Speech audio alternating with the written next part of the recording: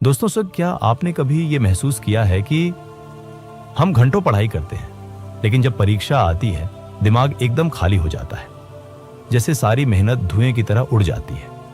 हम किताब बंद करते हैं और कहते हैं, अरे सब तो याद था, पता नहीं क्या हुआ। लेकिन क्या वाकई पता नहीं क्या हुआ?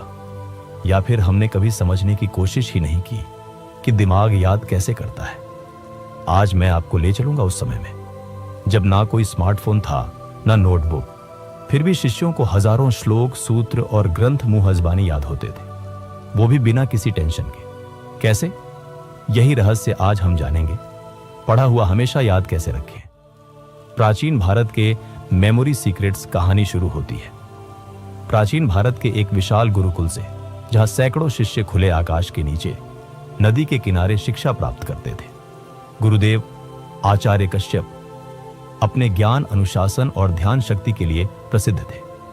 उनके शिष्यों में एक था अनुज, तेज दिमाग, पर एक बड़ी समस्या से परेशान।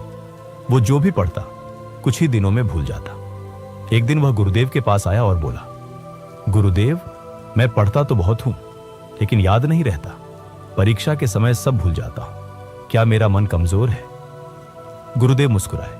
उन्होंने कहा, अनुज, याददाश्त कमजोर नहीं होती, बस मन बिखरा होता है।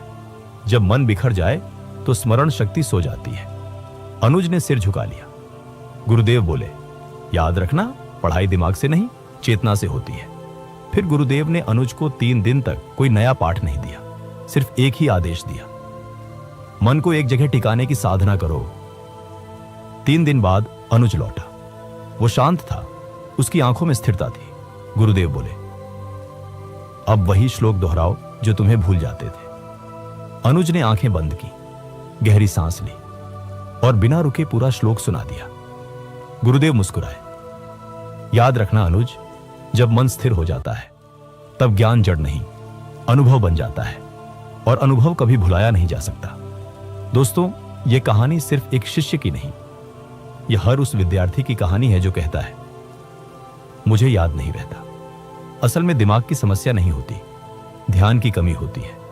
जब हम किसी चीज को पूरी एकाग्रता से पढ़ते हैं तो हमारे दिमाग के हिपोकैम्पस और नियोकॉर्टेक्स भाग साथ में काम करते हैं।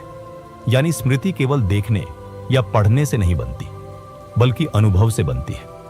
गुरुदेव कश्यप अपने शिष्यों को याद रखने के 3 मूल नियम सिखाते थे। जब हम सिर्फ रटने की कोशिश करते हैं तो शब्द दिमाग में थोड़े समय के लिए रहते हैं, लेकिन जब हम भावना से समझते हैं तो वो ज्ञान हृदय में उतरता है।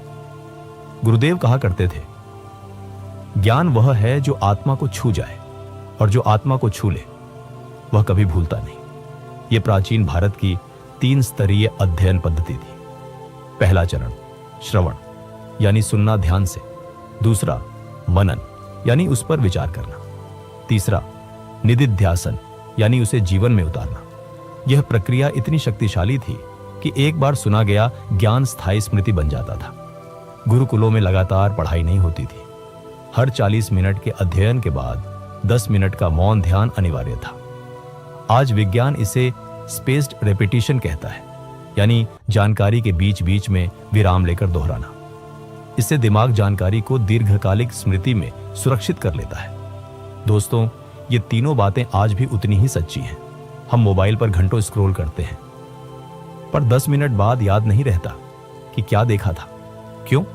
क्योंकि दिमाग ने जानकारी को महत्वपूर्ण नहीं माना। जब तक हम जानकारी के साथ भावना नहीं जोड़ेंगे, दिमाग उसे कचरे जैसा हटा देगा। तो अगली बार जब पढ़ाई करो तो कोशिश करो कि जो पढ़ रहे हो उसे महसूस करो, चित्र बनाओ, कल्पना करो, भावनाएं जोड़ो, क्योंकि जो चीज महसूस की जाती है वही याद रहती है। तो दोस्तों, आपको ये वीडियो कैसा लगा? कमेंट में बताना कि आपने कौन सी बात सबसे ज्यादा महसूस की। और अगर आप सच में ये सीखना चाहते हैं कि किसी भी चीज को जीवन भर कैसे याद रखा जाए, तो अगला भाग आपके लिए है। इसलिए अभी चैनल को सब्सक्राइब करो और घंटी वाला बटन जरूर दबाओ, ताकि जैसे ही अगला भाग आए सबसे पहले तुम्हें ही मिले।